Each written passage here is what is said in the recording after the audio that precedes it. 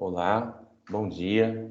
Sejam bem-vindos a mais uma formação continuada em ATPC não presencial da área de Ciências da Natureza.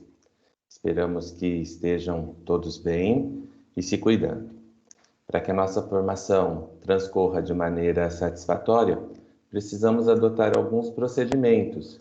Dessa forma, solicito, portanto, que mantenham os microfones e câmeras desabilitados. A formação está sendo gravada e a gravação, bem como os materiais que serão utilizados nessa formação, serão encaminhados posteriormente às unidades escolares. Entretanto, já disponibilizamos no chat e também na tela o link para acesso a esse material. A interação ela pode ser feita via chat e, na impossibilidade de utilizar o chat, utilize também a opção de pedir a palavra. Ao final da reunião, solicitaremos uma breve avaliação. Pedimos que vocês respondam, pois ela é muito importante para o redirecionamento das nossas práticas. Dito isso, portanto, para dar início à formação de hoje, eu passo a palavra para a professora Irma, diretora do Núcleo Pedagógico. Bom dia, Irma. Bom dia a todos. Bem, pessoal, iniciamos hoje, então, com vocês, mais um ATPC formativo, e onde a gente pretende, então, continuar orientando vocês, sobre o programa de recuperação e aprofundamento, que iniciamos a semana passada, e estamos vivenciando agora no quarto bimestre, O que a gente pretende com vocês é esclarecimento das dúvidas, mostrar desenvolvimento de atividades que possam ajudá-los no trabalho com essa retomada das habilidades essenciais, que precisam ser trabalhadas ainda no ano de 2020, para que os nossos estudantes possam dar continuidade no ano de 2021, E a gente, então, pretende oferecer subsídios, para que todos tenham a perspectiva de melhor desempenho na sua prática docente também, À medida que a gente aperfeiçoa o nosso trabalho, nós vamos também oferecer maiores oportunidades para que a aprendizagem dos alunos se torne de forma efetiva, Então, eu passo a palavra para os PCNPs para que eles deem início à formação de hoje. Muito obrigada.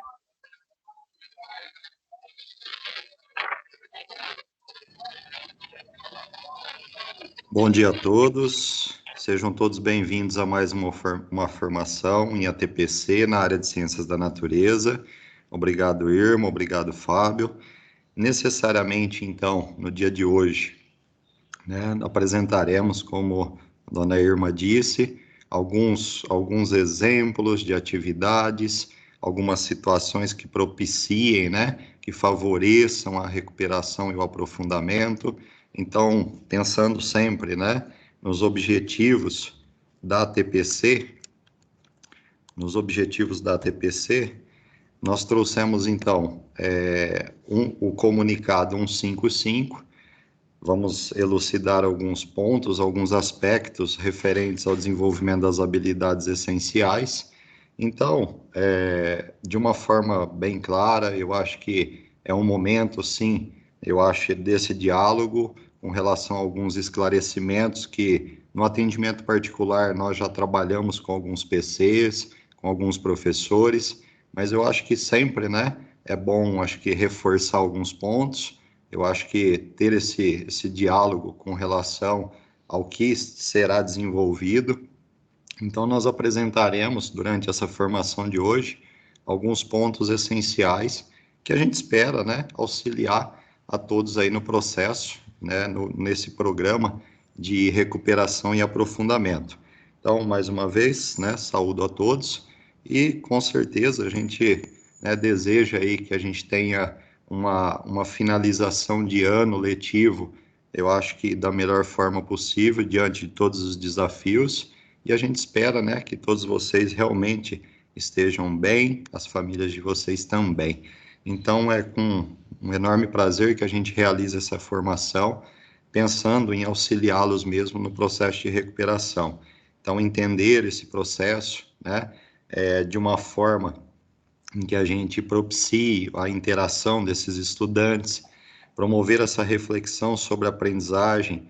A gente destaca aqui a ludicidade como uma ferramenta pedagógica. Então, na formação de hoje, especificamente, nós traremos, né, para vocês alguns exemplos de explorar essa ferramenta, reconhecer a relevância das perguntas e respostas. Já foi feito, né, em outras áreas também do conhecimento, uma formação sobre a importância das boas perguntas, das questões disparadoras. Então, nós reforçaremos isso atrelando a atividade proposta. Apresentaremos também, atrelado a esse conhecimento, né, que será desenvolvido hoje, a taxonomia de Bloom, algo que permeia toda a prática pedagógica, a prática docente. Iremos propor, então, a produção de instrumentos avaliativos, mais especificamente, pensando lá nas metodologias ativas, então, pensando que nós temos que ter aí o registro, o acompanhamento dessa progressão da aprendizagem. Então, nós colocamos aí o relatório descritivo argumentativo como um instrumento principal.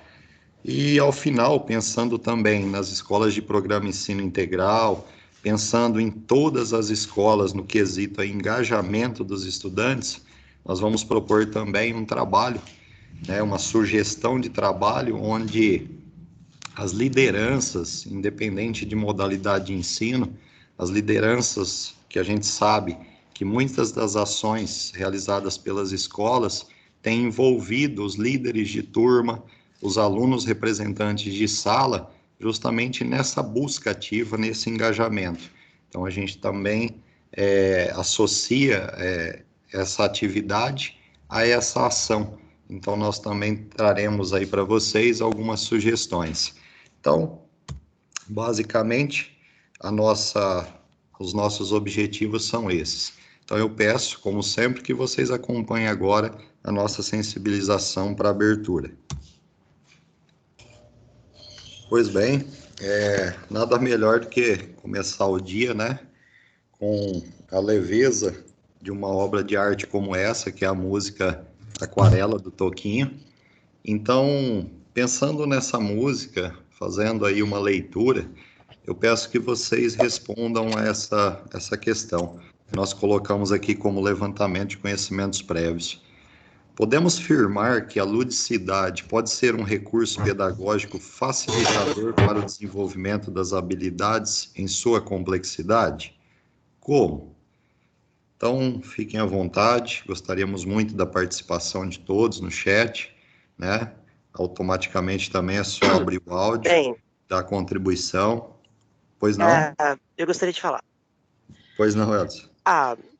Cara, a ludicidade é tudo, né? Eu tenho uma pós eu tenho uma pós no assunto, né? Então, tipo, usar outras formas de ensinar, como debates, dinâmicas, trabalhar com jogos, todas as outras formas de atingir o conteúdo que você espera, fazendo de uma forma que o aluno nem perceba que ele está aprendendo, sabe?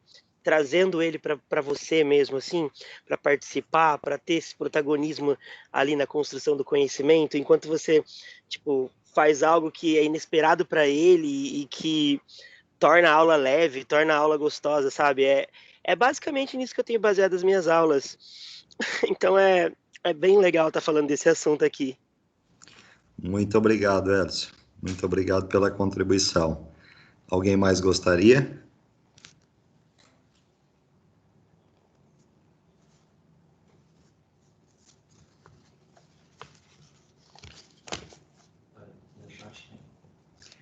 Via chat.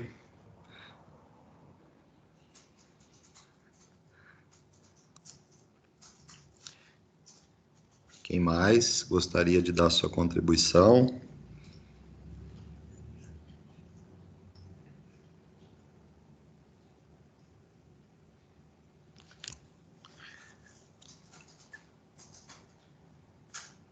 Miriam coloca assim: a ludicidade auxilia no desenvolvimento da imaginação criativa, o trabalho coletivo, a aprendizagem com regras, a área de ciência da natureza depende muito da ludicidade do despertar criativo. Entendeu? Foi meio longo. Obrigado, Mirielle, pela contribuição no chat. Muito sábias palavras, muito bem colocado. Quem mais gostaria?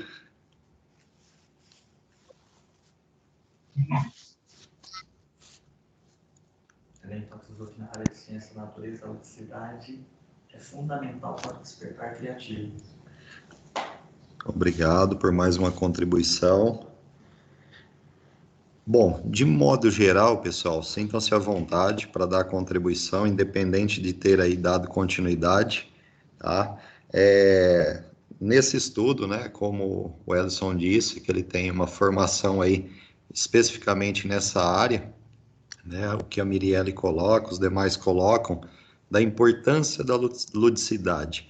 Então, já no objetivo, eu apresentei para vocês a ludicidade como uma ferramenta pedagógica mesmo, justamente porque, né, você vai ao encontro do desenvolvimento, né, ela beneficia tanto o cognitivo como o socioemocional. Então, se a gente parar e pensar na música Aquarela, do Toquinho, nós vemos que ela traz numa leveza, como o Ellison disse, todo um conhecimento geográfico, físico, bom, uma imensidão de informações são trazidas de forma simples e naturalmente isso se desenvolve.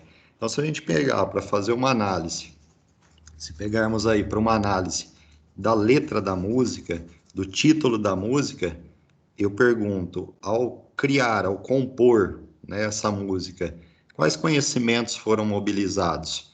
Assim como nós já trabalhamos outras vezes com vocês, né? Ao elaborar, ao criar uma propaganda, quantos conhecimentos são mobilizados? Então, o criador, ele leva em conta muitos, com certeza. Então, se a gente pegar numa análise do título da música, né, Aquarela, nós veremos que princípios físicos, químicos estão relacionados. E aí ele traz isso de uma forma muito assim, voltada à imaginação, à criatividade, à importância dessa liberdade em criar, né? O sonhar, o acreditar, o pensar no futuro. Então, se a gente trouxer aí essa música, a letra, para os fundamentos do nosso currículo, a gente vê justamente a questão da formação integral do nosso estudante. Mas de que forma? Então, é por isso que nós chamamos atenção justamente para o pedagógico, né, a ludicidade como uma forma de desenvolver a criatividade e os conhecimentos. Então, a ludicidade, ela não se restringe ao jogo e à brincadeira. A ludicidade, ela é uma forma de ressignificar essa percepção que os nossos estudantes, nossos alunos, não só, né? Isso serve também até para nós adultos. Então, perpassa, né, toda a educação infantil, onde muitos autores como Rousseau, Vygotsky, Piaget, Vallon, Lucchesi, eles colocam justamente a importância do brincar, né, com relação ao desenvolvimento da identidade, como a Mirielle cita, autonomia, desenvolver capacidade de atenção, imitação, memória, imaginação, formação de valores, conceitos morais. Então vejam a amplitude que o lúdico, que a ludicidade nos traz. Então a ideia principal, né, que a gente chama atenção justamente ao objetivo dessa formação, é trabalhar de uma maneira em que a gente pode diversificar e tornar prazerosa essa aprendizagem, esse momento. Então, as maiores aquisições, né, muitos estudos, eles trazem aí, né, a gente tem uma imensidão, né, de estudos sobre a ludicidade, mas as maiores aquisições, né, de uma criança são conseguidas aí no brincar. Então, mas o fazer por fazer, então é essa chamada que a gente faz para a ludicidade. Então, a gente potencializar a motivação, né, a participação dos nossos estudantes nas aulas. Então, a nossa intencionalidade é propiciar esse movimento hoje nessa formação. Então, que essa reflexão, ela seja transposta aí justamente para a prática docente. Então, quando a gente pergunta aqui, podemos afirmar que a ludicidade pode ser um recurso pedagógico facilitador? Eu tenho certeza que é um facilitador. Espero também que, assim, acho que assim, é de comum acordo, né? Eu acho que isso é explícito. Quando a gente trabalha de uma forma, se o prazeroso para o nosso aluno remete ao significativo, como nós já trouxemos em outras formações. Então, o que é ser significativo? Então, o aluno vê sentido, participa, se engaja ali naquele momento e automaticamente isso é trabalhado de uma forma muito natural. Então, sem perceber, ele perpassa pela complexidade de um objeto de conhecimento, de habilidades, sem necessariamente aquilo se tornar algo que desestimule, algo pesado, né? Digamos assim, como muitos, né? Se a gente perguntar aos nossos alunos como seria uma aula, né, automaticamente que fosse significativa, que seja significativa. Então vamos pensar o que eles apontariam. Então é trabalhar o lúdico, é trabalhar com a experimentação, como colegas aí colocaram, a importância da ludicidade no ensino de ciências. Então, o despertar a curiosidade, a descoberta, o inovar, o criar, tudo isso na música é mostrado. Então, a importância da gente valorizar esses momentos de criação, de pensar, de buscar, né, novas descobertas e agregando aí novos conhecimentos. Então, é nessa linha que nós trouxemos para vocês a ludicidade. Então, retomando, para dar sequência, o comunicado 155, ele traz, então, as habilidades essenciais. Então, ele fala da busca ativa, do programa de recuperação e aprofundamento, e nós vamos fazer aqui, então, uma observação. Eu acho que, como objetivo, né, elucidar alguns pontos do comunicado 155, um deles é justamente deixar claro que nós temos um programa instituído de recuperação e aprofundamento das aprendizagens, além de língua portuguesa e matemática, e, obviamente, por se tratar de um programa, fundamentação legal que nós apresentamos na TPC anterior, então o comunicado ele vem reiterando, justamente porque as demais áreas, né, quais são as habilidades essenciais? Então, socializando já o que nós tivemos aí de contato com algumas escolas, então qual era a dúvida? Eu tenho que trabalhar todas essas habilidades? Então aí, clareando um pouquinho, em ciências, para quem já viu lá o comunicado, o documento, em ciências nós temos todas as do bimestre essenciais e mais algumas. E pela lógica ali dos objetos de conhecimento, nós vemos que mais ou menos são 2 por bimestre, num total de 9, 8 habilidades por série, né? Disciplina. Já no ensino médio, nós temos em torno de 10, 9, 10 habilidades. Primeiro, segundo, terceiro, em física, química, biologia.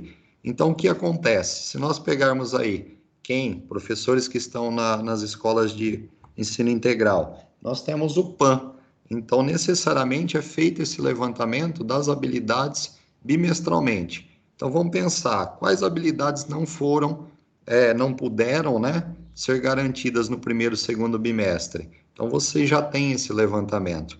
Então, por se tratar de um programa, nada impede que elas sejam flexibilizadas, adequadas ao contexto, só que o que a gente chama atenção é justamente a partir do momento que foi instituído o programa de recuperação, nós temos essa fundamentação legal. Então, vamos pensar, um professor que tem aulas atribuídas agora no 4º bimestre, como que ele faria para, né, se ele não tem conhecimento do currículo de uma determinada disciplina?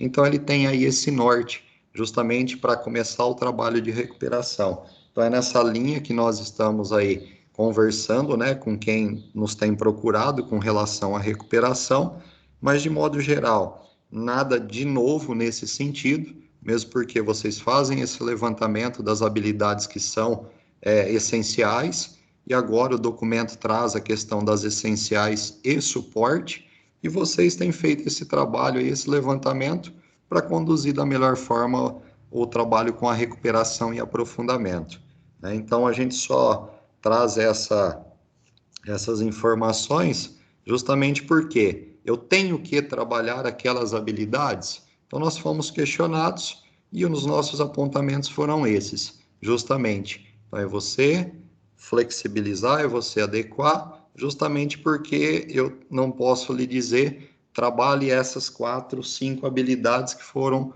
apontadas, porque você pode, em contrapartida, me dizer, olha, Elton, essas daqui eu tenho certeza que foram desenvolvidas, e eu tenho outras. Então, vocês têm essa autonomia para avaliar qual é a defasagem lá dos estudantes das turmas de vocês, tá bom? Então, já trazendo essa informação para todos, fiquem à vontade se alguém quiser perguntar, mas em linhas gerais é isso. Então, falamos aí desse percurso das ações de recuperação. Então, iniciado esse processo de recuperação, qual é o que a gente chama atenção? É o foco justamente nas habilidades essenciais. Então, bimestralmente, vamos fazer aí uma análise do quarto bimestre. O que tem que ser garantido no quarto bimestre? O que tem que ser garantido na questão dos bimestres anteriores e que não foi, de repente, não pôde ser desenvolvido? Então, uma reflexão mesmo, é o foco nas habilidades essenciais, pensando na continuidade.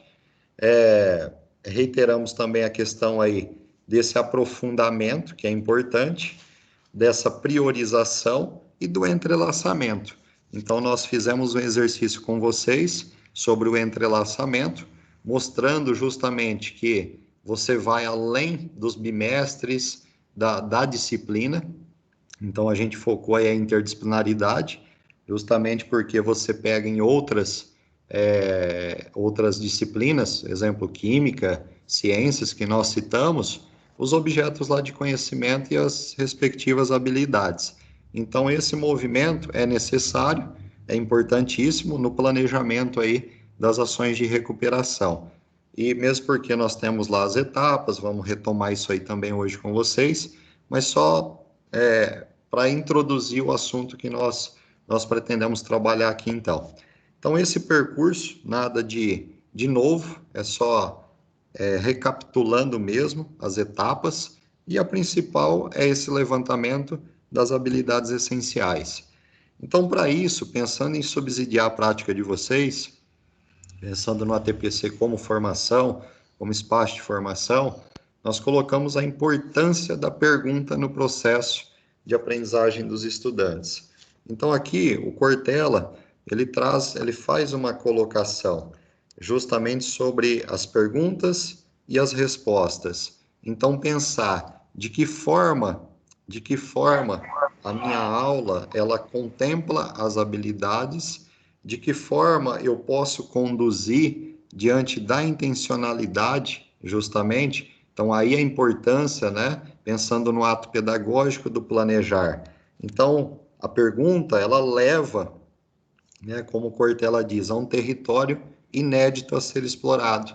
Então, quantas vezes nós já nos deparamos no desenvolvimento de uma aula que, por exemplo, vocês fizeram uma pergunta e às vezes nem sequer sabiam a resposta.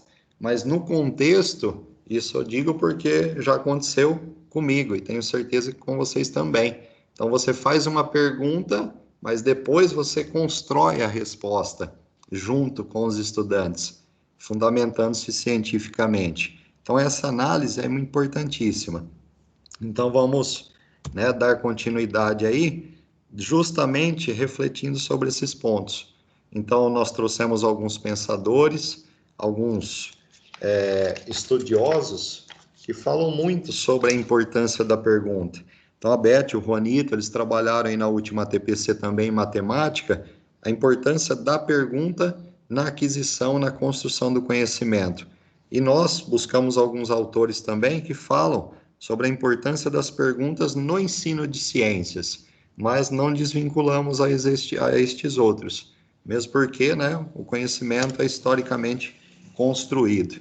Então, George Polya, ele coloca que é preciso desenvolver um método de questionar, de indagar os estudantes, levando-os a desenvolver o hábito de pensar, ampliando sua capacidade para resolver diferentes problemas.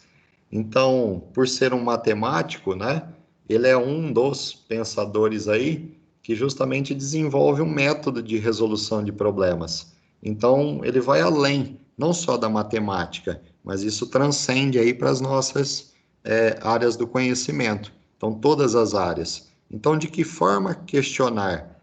No automático, no desenvolvimento de uma aula, nós fazemos inúmeras perguntas, mas, de repente, nunca paramos para pensar, né, como aquela pergunta ela contribui para descoberta, para certificação, para fechamento, né, de um processo de investigação. Então, é importantíssimo. Então, o George Polia, ele traz justamente esse método, que é chamado do método Polia.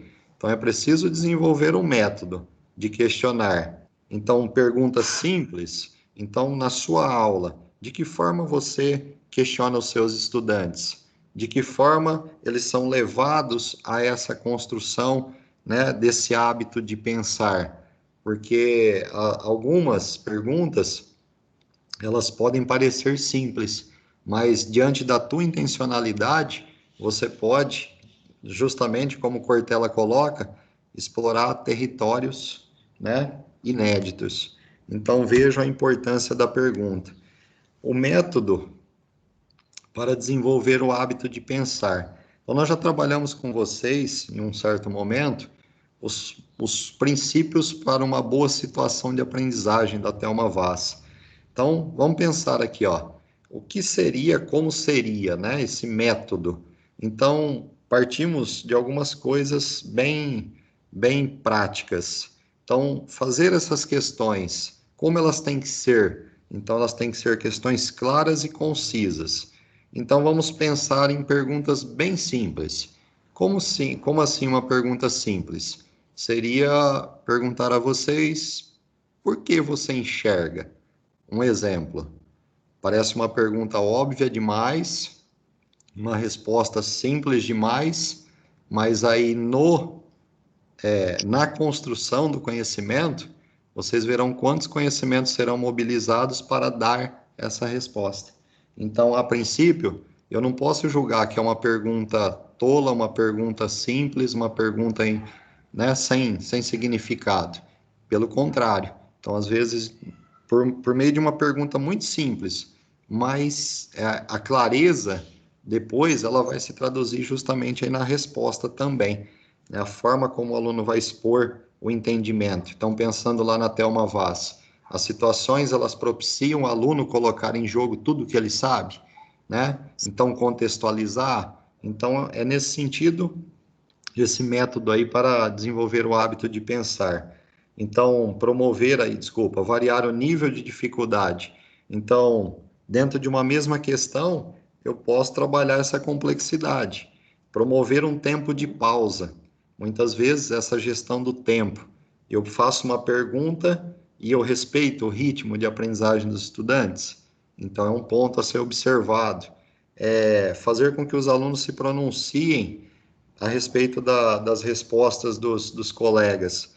Então, será que ele tem essa capacidade já de fazer uma análise e dar uma opinião ou fazer aí, né, uma observação sobre a resposta do colega, dizendo de repente, olha, tá certo por isso, ou ele tem razão em afirmar isso. Então, aí você já explora o poder aí de argumentação e automaticamente o conhecimento que ele tem sobre.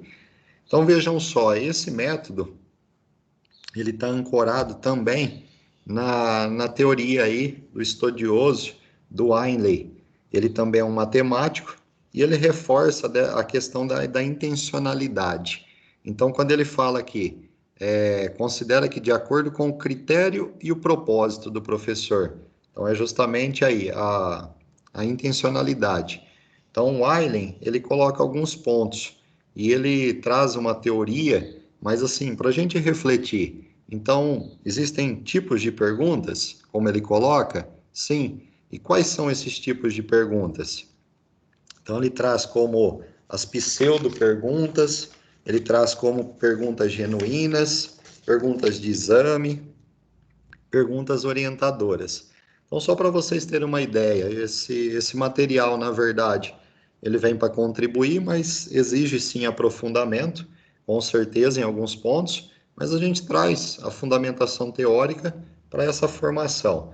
Então, por exemplo, as pseudo-perguntas, qual que é o propósito dela, né? Que ele coloca aí a gente colocou entre parênteses, manter o contato e envolvimento dos alunos. Então, não necessariamente se espera uma resposta, mas são perguntas que requerem a confirmação dos alunos.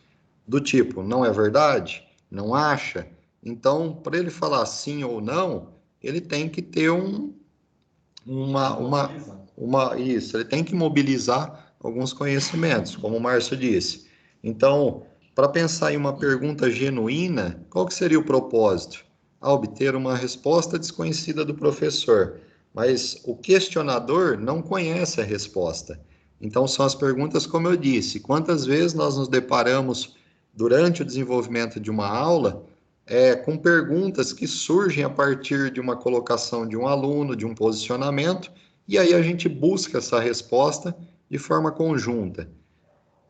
Por fim, as perguntas de exame, então controlar o conhecimento dos alunos, mas é uma checagem, né? O questionador, no caso o professor, ele sabe a resposta e o questionado, o nosso aluno, ele sabe disso. Então, usa-se, né, para controle do conhecimento. Então, é uma pergunta focada justamente no conteúdo, no objeto de conhecimento. E uma das principais até, as perguntas orientadoras, elas levam a essa reflexão. Então, por exemplo, sentir sede é um problema? Depende, porque se eu sentir sede dentro de minha casa, é uma situação. Se eu sentir sede no deserto, é outra. Então, se ele tem essa capacidade de fazer também essas indagações e se posicionar, a gente leva a essa construção do conhecimento. Então, dentro dessa pergunta orientadora, a gente tem umas subcategorias que o Eilen chama, justamente, né, de pergunta estruturadora, aberta, de verificação. Então, aí vocês podem aprofundar, né, mas a aberta é uma das que vão ao encontro dos compromissos da área de ciências da natureza, porque elas fomentam a investigação, com as perguntas abertas. Então, é para a gente pensar nisso. Então, uma estruturadora, por exemplo, o aluno ele pode ou não saber a resposta, certo? E o questionador também, mas ambos têm consciência disso e vão buscar encontrar essa resposta. Agora, as de verificação, elas visam, de certa forma, encorajar o aluno a refletir mais. Então, quando você joga tem certeza disso? Está certo? Então, você faz esse movimento de parada e reflexão. Então, como é colocado aqui, que a gente sintetizou, então leva a refletir sobre um problema. Então, essa é a intenção, é trazer esse conhecimento, mas pensar que tudo que é feito, indiretamente, implicitamente, tem uma fundamentação teórica. Então, a nossa prática docente, há muito tempo, ela se constrói, né? Porque é no decorrer de toda uma vida aí, trabalhando, é que a gente vai ganhando, vai acumulando. Então, esse conhecimento cumulativo. Mas o que fazer com esse conhecimento? Então, é explorar o que a gente tem a nosso favor, que pode auxiliar na nossa prática. E chegando na nossa área, então, na área de ciências da natureza, nós focamos aqui as perguntas investigativas. Então, o Wiley, ainda ele coloca também que no processo de alfabetização, principalmente, a gente tem perguntas focadas no assunto, perguntas focadas no processo e perguntas focadas na pessoa. Então, vamos pensar, se eu quero fazer um diagnóstico do meu estudante, se ele realmente aprendeu aqueles conhecimentos, então eu tenho que direcionar essa pergunta à pessoa. Então, é buscar extrair mesmo do aluno o que ele acha, o que ele sabe, o que ele tem de conhecimento prévio sobre. No processo, envolve justamente o processo de investigação. E o assunto, vamos pensar aí, né, no objeto de conhecimento. Então, é pensar de que maneira as perguntas elas podem contribuir no processo de alfabetização científica. Então, nós já trabalhamos com vocês os fundamentos da área, as competências a serem desenvolvidas durante a educação básica. Então, as perguntas investigativas na área de ciências da natureza são de extrema importância. Então, qual é a funcionalidade das perguntas investigativas? Então, acompanhar aí a construção das aprendizagens por meio de uma rede de produção de sentidos. Então, é o conjecturar, é o encadeamento dessas ideias e o aluno vai construindo, nós, né, mediando todo esse processo, mas possibilitamos essa construção. Então, vejam só, para iniciar, então, o trabalho que nós preparamos aqui para vocês hoje, só retomo a questão das modalidades didáticas que nós colocamos, apresentamos para vocês na TPC passada. Então, citamos a autora aqui, a Bracklin, justamente porque ela fala das atividades ocasionais e pensando na ludicidade, nós vamos trazer para vocês, então, uma atividade ocasional. Nós não focamos numa série ano, numa disciplina específica, porque a gente não conseguiria atender a todos. Sexto, sétimo, oitavo, nono em ciências, primeiro, segundo, terceiro em física, em química, em biologia. Então, a gente tentou, de uma forma, perpassar por todas, mas deixando a principal mensagem, que é por meio de uma atividade ocasional, habitual, assim como a Bracklin coloca aqui, trabalhar uma temática de maneira diversificada, mas que torna, que viabiliza o processo de aprendizagem. Então, a ideia foi essa. Então, só retomando, de repente aí, né, para conhecimento de todos, das atividades ocasionais. Então, ela fala justamente que as modalidades didáticas, elas tratam, né, de atividades elaboradas de modo a tematizar aspectos muito específicos do conteúdo, no caso do objeto de conhecimento, lançando a mão de procedimentos. Então, a gente foca aí na tematização e trabalha com vocês a atividade ocasional. Fechando essa ideia, então vamos pensar. Já falamos com vocês sobre os tipos de perguntas, então, pensando numa atividade ocasional, tudo isso vai ao encontro da intencionalidade pedagógica. Por que da intencionalidade pedagógica? Vocês estão aí agora vivenciando um momento da recuperação. Então, o que é preciso recuperar? Então, vocês estão mapeando, estão fazendo esse diagnóstico. O planejamento, pensar nos diferentes níveis de aprendizagem, justamente porque tenho alunos aí em defasagem. E o desenvolvimento das aulas. Então, como que vai ser esse desenvolvimento? Pensando em garantir as habilidades essenciais, pensando em trabalhar as que são suporte, pensando no desenvolvimento das competências cognitivas, socioemocionais. Então, o que nós temos como ferramenta é a prática docente. Então, agregada a essa prática, o que nós podemos, então, trazer? É justamente a questão das boas perguntas, a questão da atividade ocasional, uma forma, assim, de otimizar, de gerir melhor esse tempo e fazer aí o que é preciso com relação à recuperação.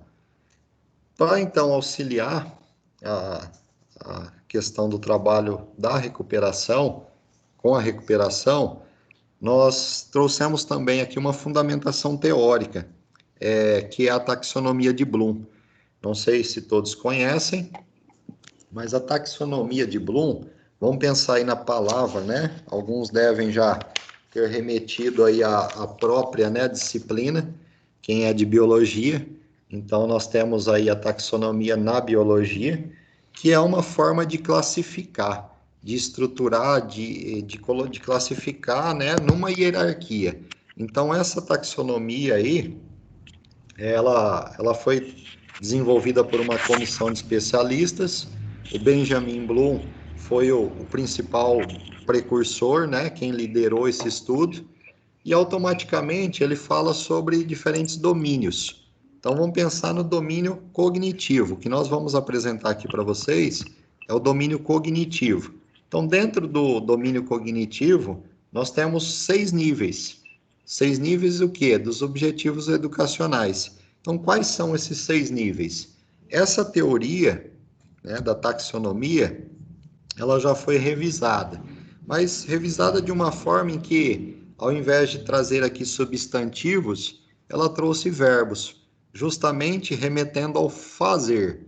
Então, falamos do lúdico, da ludicidade, a importância do fazer, né, do brincar nesse sentido, mas um brincar agregado de fundamentação científica, no caso de ciências. Então, nós pensamos aí, colocamos até um exemplo, né, que nossos colegas da área de ciências humanas também utilizaram em uma outra formação, dessa progressão. Então, nós falamos na última TPC da progressão das habilidades, os grupos de habilidades, justamente de observação, de transformação e de compreensão. Então, vejam aqui quais são os 6 níveis. A gente tem o nível do conhecer, do compreender, do aplicar, do analisar, do sintetizar e do avaliar. Então, se vocês notarem uma diferença aí nos verbos, é justamente porque ela foi revisada, essa teoria foi revisada da taxonomia, mas é na amplitude mesmo do nível. Então, conhecer pode aparecer como recordar, memorizar, mas se refere ao mesmo nível cognitivo, aliás, o mesmo nível do desenvolvimento do objetivo educacional. Então, nós temos aqui, os 6 níveis e a progressão. Então, em que a taxonomia contribui? Então, a compreensão de como se dão os níveis. Então, muitos autores, até mesmo o Bloom, ele coloca que não se pode dar um próximo passo sem ter garantido o que era preciso anteriormente. Então, vamos pensar, o que a gente está fazendo no trabalho de recuperação não é justamente recuperar as habilidades, mas qual é o movimento que nós estamos fazendo? Pensar em quais são suporte. Ou seja, se ele não desenvolveu essa, será muito mais difícil desenvolver a outra. Então, é o que ele traz aqui justamente ancorado a esses níveis. Então, ele mostra como as habilidades estão estruturadas. Então, ele mostra essa estruturação e essa progressão dentro da complexidade. Então, isso é para reforçar o que nós já trouxemos para vocês na última TPC. Então, para a formação de vocês, nós trouxemos um material aqui resumido, que fala o que é a taxonomia. Então, o que é a taxonomia? É uma classificação dos níveis dos objetivos educacionais. Então, focados principalmente num aluno ativo.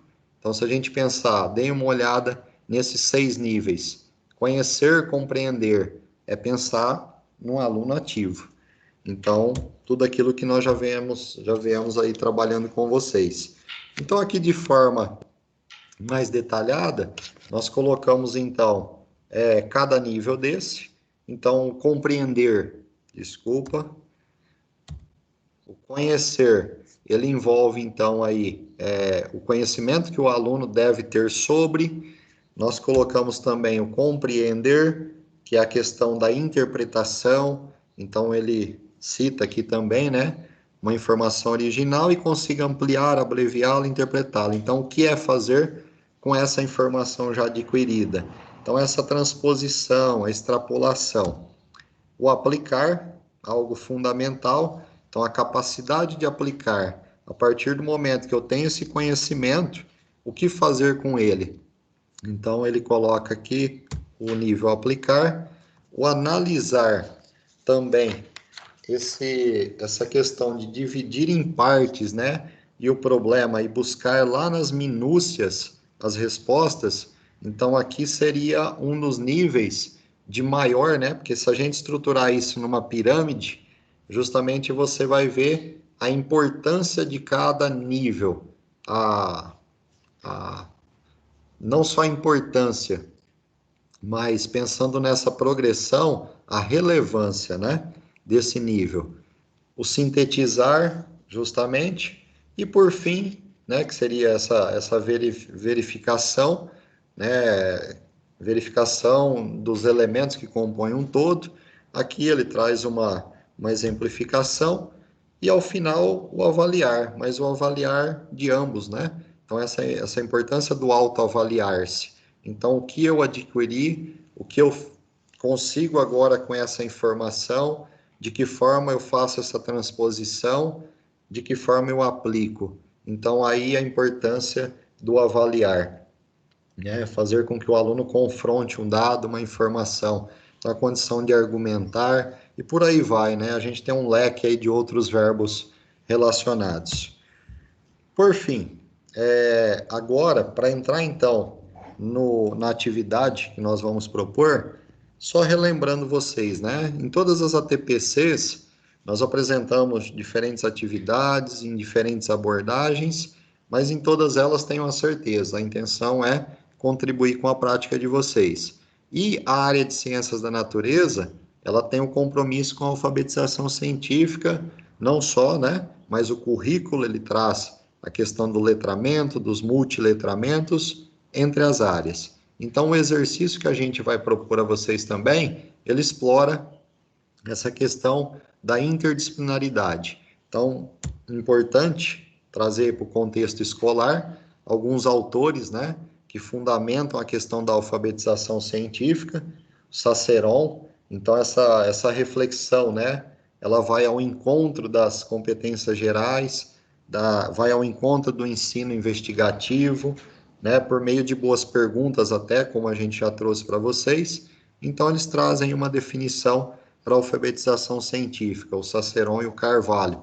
Então, também são muitos os autores que explicitam, né, várias ideias sobre a alfabetização.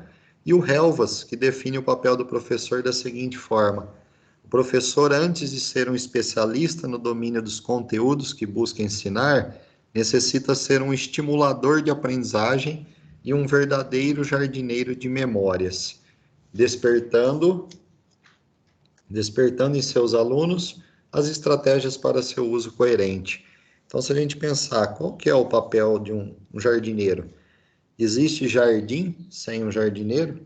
Sem alguém que cuida, né? Então, vamos pensar aí quem são, né? Ou quais são os nossos jardins e qual o nosso papel. Então, ele faz aí essa analogia, mas pensar em como ensinar de uma forma que o aluno consiga construir o conhecimento.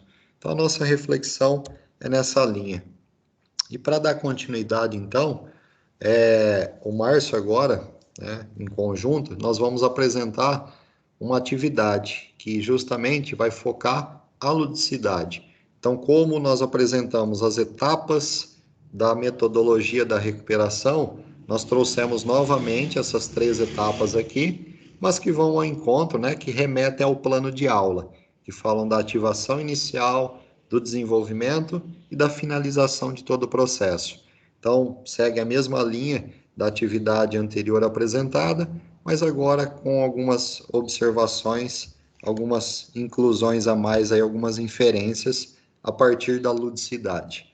Então, agora eu passo para o Márcio e ao final a gente fecha aí o nosso encontro. Obrigado pela participação de todos. Bom dia a todos. Diante do que já foi, o Elton acabou de abordar com todos nós, vamos fazer uma atividade hoje que envolve a ludicidade e diante desse desenvolvimento na realidade, dessa construção, nós vamos abrir, como vocês solicitaram isso em vários momentos, várias interações. Então é de vital importância que nós possamos fazer essas interações exatamente porque nós estamos aqui para juntos exatamente um conhecimento, uma disseminação desse conhecimento, uma trocas de ideias, trocas de saberes, nada mais ser mais proveitoso nesse momento do que a nossa interação, ok? Eu encaminhei no grupo de Ciências da Natureza, eu e o Elton, nós solicitamos que vocês tivessem em mãos uma folha de papel sulfite A4, para executar uma atividade. Acredito que vocês ficaram se perguntando qual seria a atividade. Nesse momento, nessa ativação inicial, como o nosso programa de recuperação ele nos coloca, nós temos a possibilidade de explorar a ludicidade. De que forma?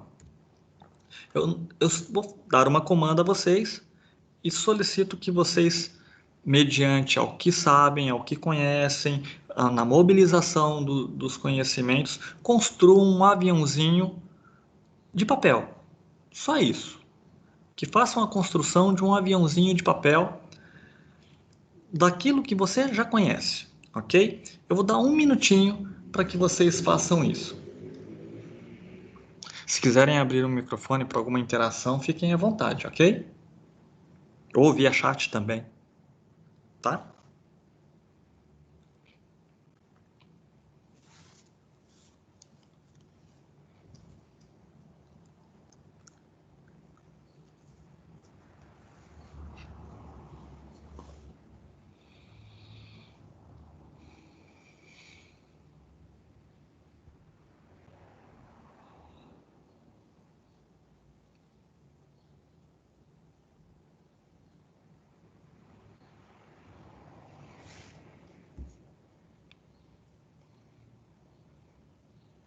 Acredito que alguns professores já fizeram o seu aviãozinho, outros estão finalizando.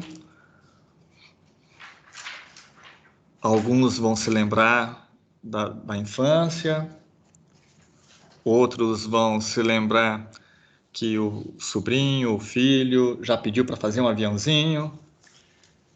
Se não tiver a folha de sulfite, pode usar o material que estiverem em mãos, ok? Como o Elton acabou de lembrar. Se não tiver a folha de sulfite, use uma folha, preferencialmente uma folha de sulfite de rascunho que vocês tenham utilizado já em algum momento, tá? Podem utilizar outro material, ok?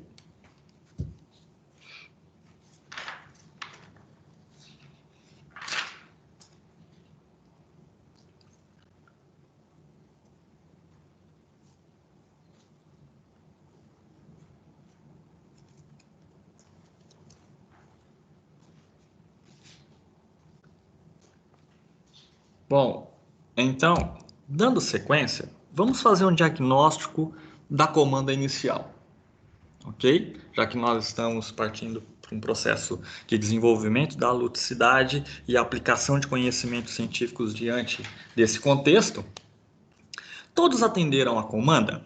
Se não, qual foi a dificuldade encontrada? Essa poderia e seria, na realidade, uma pergunta tranquila que eu poderia fazer diante de uma sala de aula. Todos atenderam a comanda? Implicitamente, eu faço essa leitura diante da proposição para os nossos alunos. Alguém poderia abrir o microfone ou o chat e responder se conseguiram executar? Carlos coloca aqui, pronto, só ficou meio torto. Carlos. Vamos ver se deu bola, Carlos. A ideia agora, você viu na comanda anterior que, construa um avião com material para posterior decolagem. Agora, então, já que o Carlos e outros professores também já executaram... Oi, perdão, Ellison, foi você? Perdão. Não, Marcelo. Ô, Marcelo, tudo bem? Tudo. Conseguiu construir, Marcelo? Construí. Ficou meio torto. Construiu? Não quer voar, não. Não quer voar? Não. Ô, Marcelo. Eu fiz um simples. Ô, Ellison, você fez um simples? Aqui ele voar.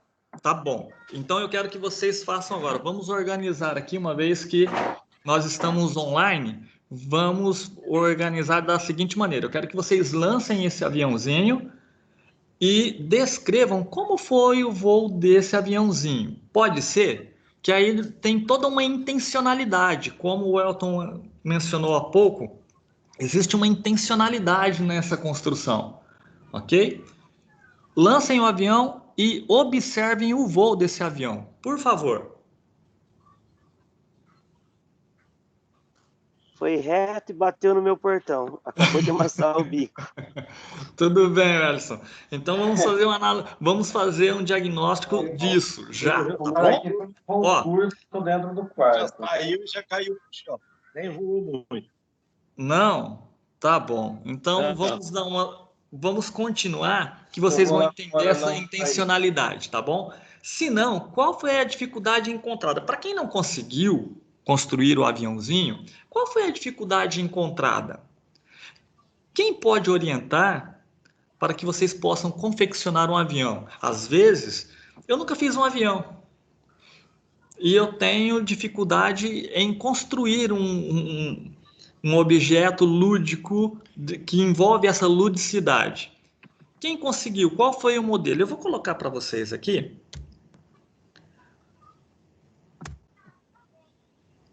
O Ellison, ele colocou da seguinte forma, que ele voou e atingiu o portão. Ok, o Ellison. O Marcelo que fez a decolagem, mas não voou muito. Marcelo, ele voou em linha reta ou em espiral? Ele voou em linha reta, mas já assim, caindo no chão já. Caindo no chão. Só levantou. Tá, tudo bem. O Ellison. Será que esses aviões de vocês, Marcelo, Ellison, são iguais? Será que vocês sabem? Ó, depende. Tem o pessoal que faz o avião quadrado com ponta, Sim. quadrado sem ponta. Eu fiz aquele pontudo em que você dobra a folha no meio, depois faz a próxima dobra e ele fica bem pontudo, então ele vai bem longe. Sim. Ele fica pontudo e vai longe. Tá, ele fica. Então perceba que você está fazendo um apontamento que existe uma diferença de estrutura. Essa estrutura pode dar um voo mais rápido, um voo mais plano, quer dizer que ele pode planar mais. Você concorda comigo que pode ocorrer?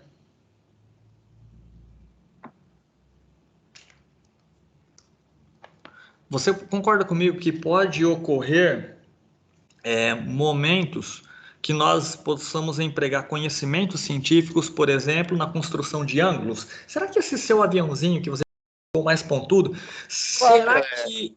Oi? Você vai trabalhar aerodinâmica, você vai observar como vai ser a resistência do vento, como vai ser o atrito, como vai ser tudo no seu avião. E você tem que planejar um avião que seja mais conciso com a gravidade, com atrito, com resistência do ar, com tudo. Concorda comigo que você simplesmente não fez por fazer este avião? Você seguiu os conhecimentos que você tem. Eu quero um avião que voe rápido, que tenha menor atrito, que tenha menor resistência ao ar. Você concorda comigo que você levou alguns conhecimentos em conta para a construção desse seu protótipo de avião? Ó, eu aprendi durante a minha vida a fazer vários modelinhos. Tem uns 5 modelinhos diferentes, dá para fazer com uma folha A4. Sim. Esse modelo que eu fiz, pela minha experiência pessoal, é o que voa mais longe e é o que dói mais quando você atira no amigo. Vamos combinar que não se deve fazer o atirar no amigo, tudo bem? Ok? Pô, Mas, você foi para a por escola, exemplo, você atirou no amigo. em sala de aula, isso possibilitaria você explorar outros objetos do conhecimento? Ah, claro, numa aula de física ou até numa aula de ciências ou biologia em que você está explicando gravidade, resistência, atrito, essas coisinhas. Dá para você estar mostrando modelos diferentes e mostrando aerodinâmicas diferentes e mostrando para eles na prática qual vai ser o resultado, né? A hora que você fazer a decolagem do seu avião. Sim, concordo. Alguém não conseguiu fazer o avião? Alguém que não conseguiu, de... que poderia falar assim, olha, eu não consegui. As razões do não conseguir pode ser pelo chat, tá? Se não quiser abrir o microfone, não teria problema nenhum. O pessoal está postando fotos aqui, Márcio, dos aviões. Ah, é? O pessoal já postou aqui várias fotos dos aviões confeccionados. Legal. Então eu quero agora que nós façamos o seguinte. Alguém que não conseguiu vai fazer um favor e vai prestar atenção em um tutorialzinho. que nós dispomos para vocês aqui. E tente executar a comanda logo após o tutorial.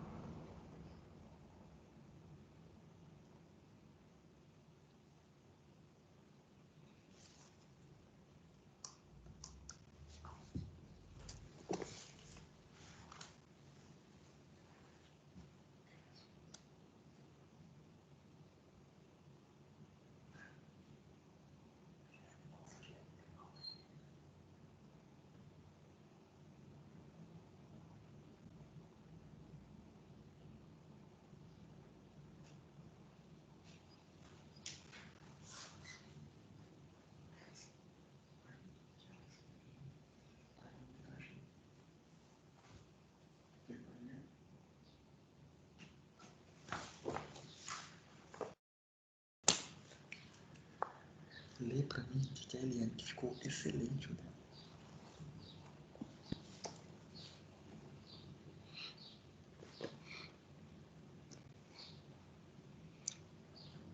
Todos estão visualizando? Sim. Alguém pode me dar um sinal se todos estão visualizando? Sim. Sim, Marcos. Só não tem som. Não sei É você, Marquinhos? Isso, Marcos. Visualizando sim. Mas ele quer Marquinhos, ter você certeza E sim. para comer. E você diz, o que está acontecendo aqui? E ele diz, bom, eu sei que adultos comem um número diferente de cupcakes em relação às crianças, e sei que no meu reino um adulto sempre vai comer a mesma quantia. Cara, quem tá ouvindo o Wendel Bezerra? Quem tá ouvindo o Wendel Bezerra falar, mano? Bom, logo após o tutorial, para quem não havia conseguido fazer o aviãozinho, facilitou? Para quem conseguiu, a professora Elaine, a professora Elaine, eu vi a foto que você postou aqui no chat, Elaine. Ficou muito bom o seu avião. O seu avião, na realidade, existe um campeonato mundial promovido por um energético que faz o patrocínio, que eles têm nomes, esses nomes são decorrentes de aviões verdadeiros aí, da nossa aeronáutica. O avião que a Elaine construiu foi esse avião central que eu vou fazer um destaque aqui com o mouse para vocês, ó, o Dragon. Ficou muito bom. Foi muito bom você relembrar isso, Eliane? Sim, mas eu mobilizar conhecimento. Eu tive uma dificuldade de montar, fazia muito tempo que eu não fazia. Agora, eu posso te fazer mais uma pergunta? Sim. Você conseguiu ver conhecimentos científicos empregados na construção desse seu avião? Sim, eu já tinha pensado em fazer um campeonato de avião na escola. Acabou que em certos momentos não deu para fazer. Mas eu já tinha pensado nisso, na resistência, como o professor falou, resistência do ar, né? Sim. A questão de medir distância. Sim. Então a gente vai montando e vai pensando um monte de coisas, né, para fazer. Então é um momento que nós podemos envolver o nosso aluno diante desse processo de ludicidade do não é o fazer por fazer, né?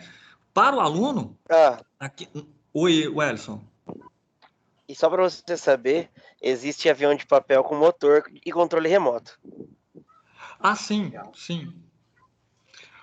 Olha, aí vem aquele momento das perguntas. Você pode indagar o seu aluno, você pode contextualizar com ele e fazer perguntas como o Elton agora há pouco abordou com vocês. Por que o avião voa?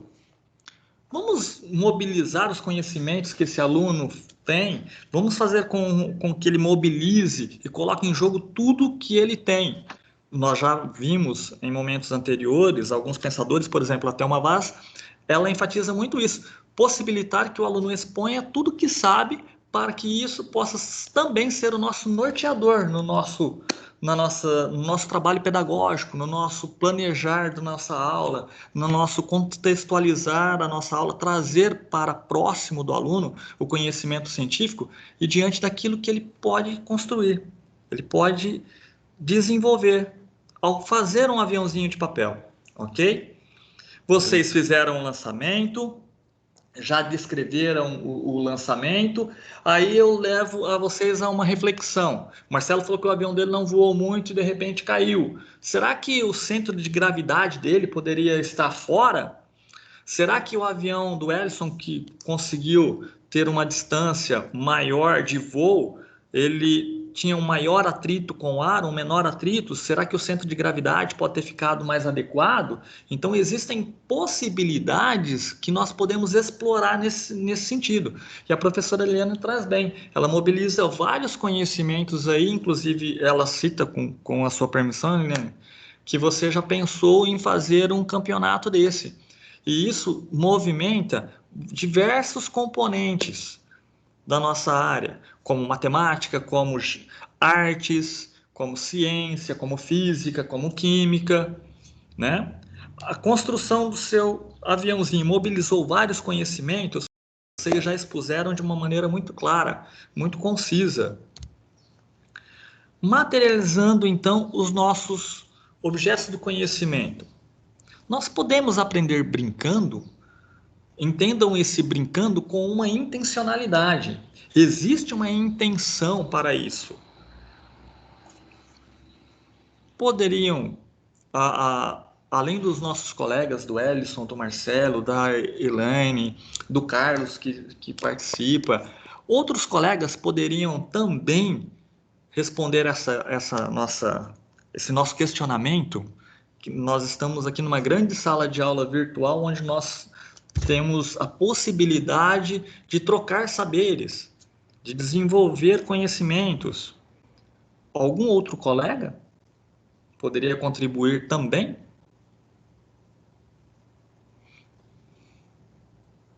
Ô, Márcio. Oi. Márcio, é o Marquinhos. Ô, Marquinhos, tudo bem? Ô, Márcio. Oi. Tudo jóia. Então, até esses tempos, quando estava antes da pandemia, lá esse dia no laboratório, tinha um menino com um aviãozinho, sabe? Mas esse de plástico. Sim. Mesmo, não foi feito de papel, um aviãozinho de plástico. Ele estava brincando com o avião lá, né?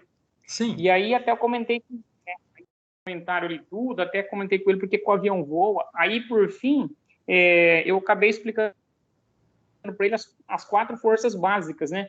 Que o avião está mantendo ali, né? Aí mostrei para ele a força de sustentação, arrasto, aí acabei explicando para ele, ele começou a entender alguma coisa, aí ele ficou até interessado, né? Então, de uma simples brincadeira, eu acabei explicando pelo menos as 4 forças básicas para ele do avião, né? Aí ele gostou pra caramba. Ô Marcos, você concorda comigo que essa pode ser uma ferramenta, principalmente nesse momento de ensino remoto, que eu não necessito necessariamente, com todo respeito, lógico, pelas escolas que têm os laboratórios, que têm equipamentos, mas vamos pensar, eu posso possibilitar o meu aluno de desenvolver objetos do conhecimento, habilidades aí, lá dentro da casa dele, com o que ele tem em mãos? Com certeza, né? Com certeza. Eles conseguem sim, né? Eles conseguem montar, fazer alguma coisa. É o aprender brincando, mas um brincando com intencionalidade, né? Exatamente. Então... Oi, quem é? Márcio e Eliane, tudo bem? Oi, Eliane, tudo bem? Ô Márcio, eu estou vivenciando bem essa fase agora, né? Como você também tem criança pequena, sim, e acompanhando, né, nas atividades deles em casa, realmente, né, o material que os professores mandam, que a gente faz, as crianças, a gente brinca o tempo todo, né?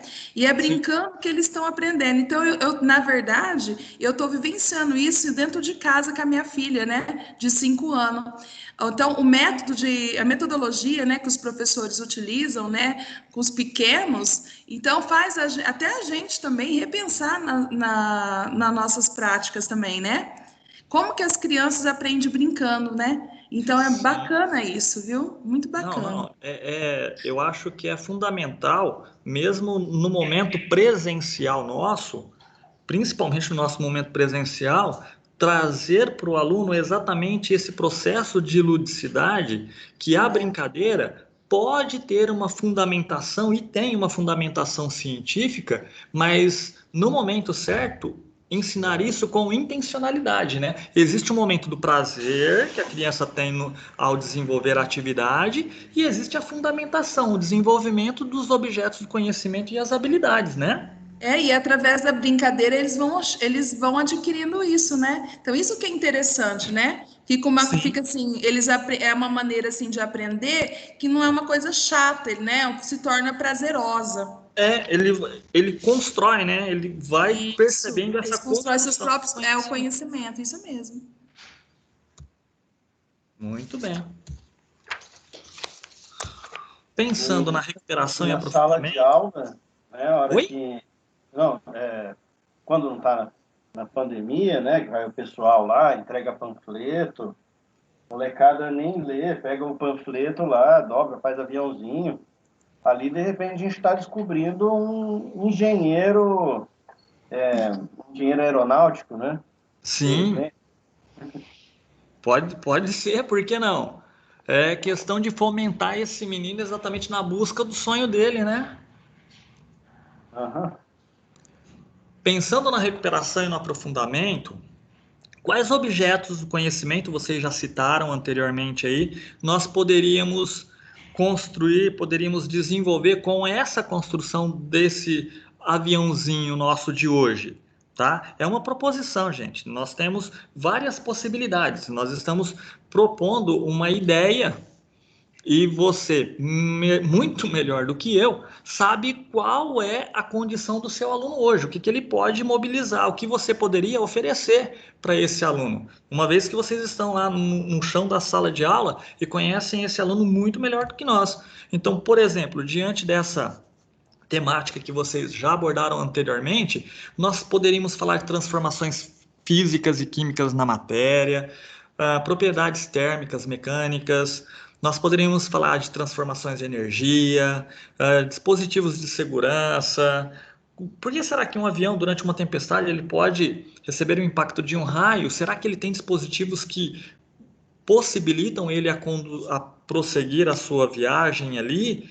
Pressão, como diz o Ellison agora há pouco, falou de pressão. O Marquinhos também fez essa abordagem de pressão e dos 4 pilares ali para o voo do avião, aceleração. Será que sobre o corpo humano existe algum efeito fisiológico quando nós viajamos de avião? Tá? Centros de gravidade, blindagem eletrostática, o impulso, gases e a composição do ar atmosférico lá em ciências. Eu posso explicar para o meu aluno exatamente a composição ali do nosso ar atmosférico, quais gases são desprendidos durante o processo de combustão. Então, nós temos várias proposições de objetos do conhecimento possíveis nesta brincadeira, entre aspas, o termo brincadeira aí, né? Algumas habilidades, então, apontadas no nosso currículo que nós podemos trabalhar com o processo de interdisciplinaridade.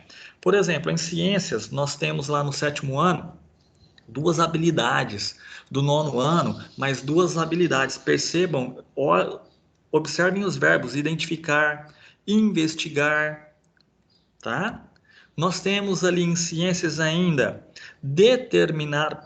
em matemática, perdão, determinar medidas de aberturas de ângulos, quer dizer, vocês vão construir esse avião, podem, depois da construção desse avião, possibilitar que eles avaliem, façam a mensuração desses ângulos construídos, se a asa é mais quadrada, se ela tem um ângulo de 45 graus, o que isso possibilita no voo desse avião, como diz o Ellison agora há pouco. Em artes, analisar as dobraduras, pesquisar, apreciar e analisar dobraduras. Quer dizer, nós estamos abordando aí artes visuais. Eu posso, junto com o professor de artes, como diz a professora Eliane, desenvolver um projeto na escola, diante do nosso processo de recuperação e reforço. Essas habilidades... Oi? Tem a parte matemática também tem a parte matemática dos cálculos, na hora que você vai dobrando, você pode ir calculando as medidas dessas dobraduras. Wellington. E as formas geométricas, entra em geometria analítica e tudo mais. Nossa, dá para explorar N fatores aí, N habilidades, Wellington. Eu concordo plenamente com você. Mas olha só, então nós podemos perpassar do ensino fundamental ao ensino médio. Eu vou ser um pouco mais enfático agora. Nós podemos buscar isso lá no ensino infantil, lá nos anos iniciais, tá? Então nós temos várias habilidades no decorrer de todo o currículo do fundamental e médio, diante dos componentes curriculares que nós temos. Essas habilidades que eu estou mostrando para vocês aí são todas de física, que vieram no documento, no comunicado COPED 155, mas entendam que essas habilidades que são previstas para ser trabalhadas até dezembro, nós temos habilidades aqui, como o Elton abordou, habilidades do primeiro, do segundo, do terceiro e também do quarto bimestre, tá? Elas estão aqui. Ah, mas como ele falou, mas eu já desenvolvi bem essa habilidade 2 aqui, a segunda. Você sabe qual é a defasagem do seu aluno, portanto, pode colocar outra habilidade. Para as escolas que estão no programa PEI, existe o PAN. E no PAN, nós podemos fazer o levantamento dessas habilidades que estão em defasagens e fazer um trabalho também paralelo junto com os professores de cada componente. Aprofundando. Só destacando aí, Márcio, das habilidades do ensino médio, sim, vejam que quantas delas poderiam ser trabalhadas com o nosso aviãozinho aí, tá? Vocês já destacaram essas habilidades anteriormente na construção do aviãozinho. Potência gravitacional, capacidade, diferentes tipos de energia elétrica, transformações de energia, comparação de máquinas simples.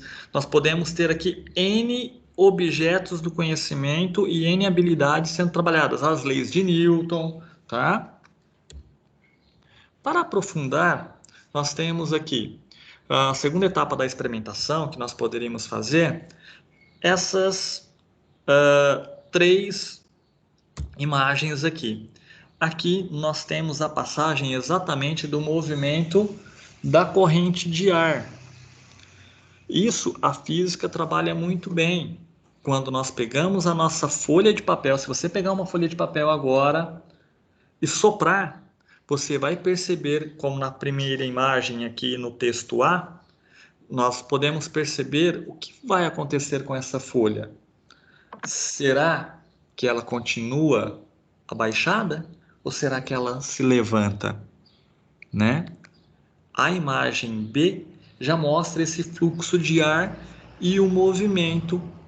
E na imagem C, que é o nosso aprofundando, já é um princípio que o Marcos agora há pouco também colocou, exatamente do movimento das correntes de ar aqui, com as diferenças de pressão para o voo do nosso avião. O nosso aluno não tem essa ideia, e isso é que nos dá a condição de explorar a construção junto com ele dessa ideia. Para quem não, ou já teve esse experimento, ou já fez esse experimento, pulei um? Não, estou aqui. Cadê você? Existe o chamado efeito Bernoulli e o efeito Coanda, tá? São também dois movimentos que, junto com o Newton, que vão dar a sustentabilidade desse avião no ar, juntamente com os apontamentos que o Marcos já fez. A ciência e a arte de papel, do avião de papel. Seria possível esse movimento? Vocês acham que seria possível esse movimento? Isso daqui é uma obra de arte exposta em um museu, não me lembro agora exatamente qual museu, que a imagem não trazia a referência de qual era o museu exatamente, mas... Oi? Oi?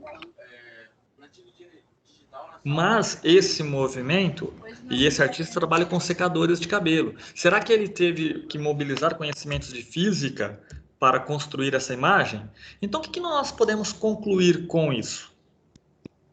Quando procuramos respostas científicas para um determinado fenômeno que ainda não foi estudado, qual é o primeiro passo que nós devemos tomar de acordo com o método científico? Primeira questão. Pensem um pouquinho para responder essa questão. Segunda questão a vocês. Quando fazemos afirmações prévias, as quais podem ser verdadeiras ou não, para explicar um fenômeno, estamos elaborando o que nesse momento? Esse aluno nosso, quando ele faz uma afirmação, o que ele está elaborando? Os passos da metodologia científica envolvem necessariamente o quê? Para a primeira questão, eu acredito que vocês já fizeram suas conjecturas. Quando eu vou trabalhar um fenômeno científico que ainda não foi estudado, o que nós devemos fazer primeiramente? Observar. Eu observei o voo do meu avião? Quais características eu tenho observado? Quando eu pressuponho uma resposta a uma questão, ele caiu rápido, como diz o Marcelo. Por que será que ele caiu rápido? Eu posso ter elaborado, a partir desse momento, uma hipótese. E a principal e a fundamental parte da nossa pesquisa científica seria a experimentação. Colocar em prática aquilo que nós já estamos conjecturando ali, mobilizando de conhecimento, que é o experimentar. Esse vídeo, contextualizando saberes, ele vem exatamente para abordar aquilo que nós já discutimos anteriormente, os efeitos desse voo.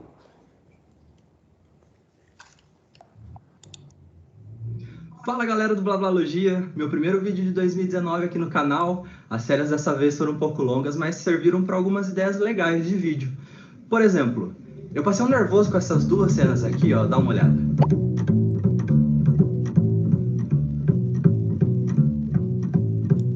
Coisa que você meio que vai sentir a colher sendo puxada em direção ao filete de água. E a segunda coisa é que você vai perceber um desvio na queda da água. O fluxo da água que estava caindo nessa direção, ele vai passar a acompanhar o contorno da colher. Olha nesse exemplo aqui que legal. A água que antes caía reta da torneira, a partir do momento em que ela entra em contato com a garrafa, ela começa a desviar e acompanhar o formato curvado. Então, ao invés dela continuar caindo nessa direção, ela vai fazer a curvinha igual ao formato da garrafa. E o mais legal é que esse efeito não serve só para derramar o seu café da caneca. O efeito Coanda ajuda a gente a entender vários outros pontos, inclusive a sustentação aerodinâmica de um avião. Pensa comigo, como é que um avião se sustenta? Se a gente pegar ali na lateral e fizer um corte na asa dele nesse sentido, o formato da asa que a gente vai ter é mais ou menos assim. Quando o avião está voando, a asa vai curvando o ar que passa em volta dela justamente por causa do efeito Coanda. Repara bem nesse vídeo aqui, ó. Essa daqui é a asa de um avião, igual a gente fez do corte, dentro de um túnel de vento. Tu consegue ver como o ar acompanha o formato? Fala galera do Blablalogia, meu primeiro vídeo de 2019.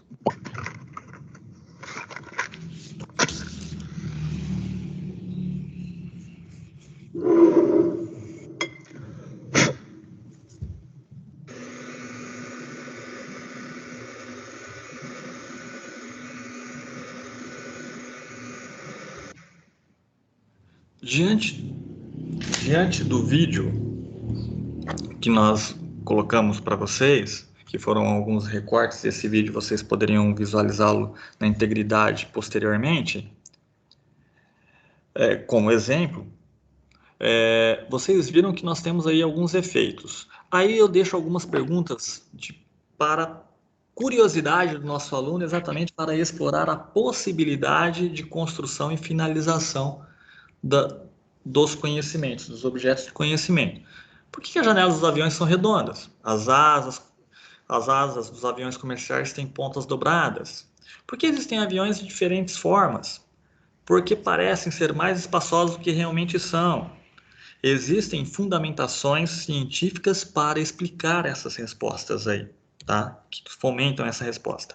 E como finalização do nosso processo, do nosso programa de recuperação, nesse momento tentando atribuir aí o ganho e a gestão do tempo para o nosso aluno, uma vez que nós temos o final do bimestre agora, logo à frente em dezembro, nós poderíamos observar através de um relatório descritivo argumentativo, exatamente para que ele relate o que foi observado, de que maneira, como foi construído e quais são as conclusões que eles chegam diante dos aportes da ciência, ok? Essa pode ser uma proposta, por exemplo, como disse a professora Eliane, para fazer com os líderes de turma, os representantes de sala, posteriormente. É uma proposta, uma ideia, tá? Para que esse aluno possa desenvolver o seu protagonismo, possa desenvolver aí a sua autonomia junto aos seus colegas, a sua liderança. O Apanhador de Desperdícios, um trecho de um poema do Manuel de Barros, como finalização a vocês aí, tá? Dou respeito às coisas desimportantes e aos seres desimportantes.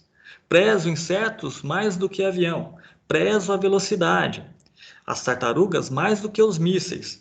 Tenho em mim esse atraso de nascença. E eu fui aparelhado para gostar de passarinhos. Tenho abundância de ser feliz por isso. Meu quintal é maior do que o mundo. Nós podemos aprender dentro da nossa casa também.